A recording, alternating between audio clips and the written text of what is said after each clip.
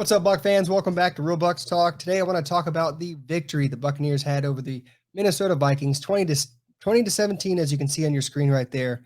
Crazy. I think the only people that thought the Bucks had a chance in this game were Buccaneer fans, to be honest. You hear all national media, meaning we're in the Caleb Williams sweepstakes. We're going three and whatever the hell it is. We're barely going to win a game. There's not enough talent. We're going to start trading players away. Mike Evans, saga, blah, blah, blah. They come out and beat a team that was 13-4 last year. At home, they're in Minnesota, like one of the worst crowds to play against because they're so loud. You heard it all week. How are you going to deal with that crowd noise? What ends up happening? And then everyone thinks, oh, Baker Mayfield's going to throw interception after interception. Baker's washed up. They should just trade Evans. Baker, let's be honest, he didn't throw 300 yards, all glaring anything, but consistent, quiet, good numbers. 21 of 34, 173 yards, 2 touchdowns, gritty runs, and gritty just staying up, gritty decisions, not to throw interceptions, which that was, to be honest, one of my biggest fears of him. Like he would force something and everyone thought it, but he didn't force anything. He would throw the ball away. He'd run. He'd either take a sack. I mean, there are a lot of good things to see from Baker, but to me, the biggest, like I told you so, Todd Bowles, like his decision making of taking a timeout when Baker was trying to get the ball off quickly with like almost 1 second left, takes a timeout. Good, safe move. His decision to go for it on 4th down, ballsy, extremely ballsy. And this is stuff where last year every fan got pissed because, oh, why would Todd Bowles do that? Like he needs to go for it.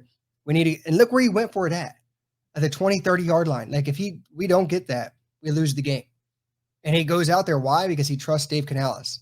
Early on, the offense wasn't moving. Let's be honest. I think midway through the second quarter, we had 30 yards of total offense. It was miserable.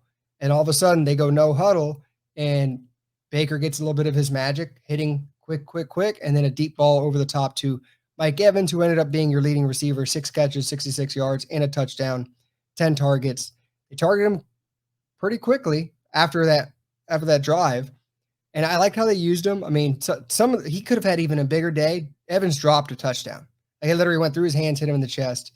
That one's on him. But either way, a lot of good things. Chris Godwin with one hell of a catch. Talk about ballsy coach move. Going for it on 3rd and 10 to seal the game and then go into your victory formation. That is a Todd Bowles. You know what? Offense, go do it. Go win me the game. That's not him saying, no, let's play conservative, guys. Let's just run the ball. Like everyone thought Todd Bowles was. This just shows me how much trust you need to have in your offensive coordinator that he has in Dave Canales that he did not have last year in Byron Leftwich. And this is stuff we've been saying, pounding the table for day after day, telling you it wasn't necessarily all Todd Bowles. He's putting it on himself because he didn't trust what Byron Leftwich did because he saw the same crap every day. He knew he wasn't going to get the first down. This one, he trusts Canales. Okay, he's got things moving. He's got things going. Let's give him an opportunity. And they went out there and won it. They won the game. They didn't settle and let the Vikings not win it or lose it. They went out there and won the game, which is incredible. There was a full team win game. Let's be honest with that. The consistent effort to run the ball, even though it wasn't good, 2.3 yards a carry for Rachaad White, 39 yards. But the fact that they ran the ball 33 times, threw the ball 34 times. Talk about balance, something that Todd Bowles always wanted that you didn't see with Byron Leftwich in that last year's offense. It's one game. I know, guys. Can't get too excited. But either way, you saw a lot of different things. And I was texting Plus. Plus was at the game. So right now he's probably, I don't know how drunk he is, but he's having a good damn time. And if you follow us on Twitter, you see some of the pictures that he's been putting up. But I was talking to him about during the game that it seemed like almost like a Saints offense where you're just chipping. And the team against you is just getting pissed off because you just keep hitting 4 and 5 yard chunks. And that's what it shows right there. 173 yards on 34 attempts for Mayfield. Only a 5-yard average. That's like nothing, right? Then you see some of the big gains that Minnesota had. But this is a scheme that's telling you, okay, I'm going to get this little bit, that boxing match that Canales was talking about all offseason until that big one opens up, like he did to Mike Evans. I think they were just playing safe. They were playing what the defense is going to give you. That's not necessarily a bad thing. That's just being a game manager. You got to know when to take the risk. not just no risk it, no biscuit all the time looking down the field. And I think this is something we can see developing here in Tampa Bay, where this is game one against a really good opponent, and they aren't even fully comfortable in this offense just yet. And they beat a team that was 13-4 last season. This is a very, very good sign. Okay. I know, again, it's only one win. We're facing Chicago next week at home. Let's see what that looks like. Total different offensive scheme there, running quarterback. But from our offensive standpoint, there was a lot to like. And not many negatives. I mean, if Baker would have thrown an interception, okay, but he didn't. He played safe. He played consistent. And the gritty runs at the end, he knew when to take that risk to lower the shoulder or the stiff arm. Loved it. The Baker magic is starting to come back.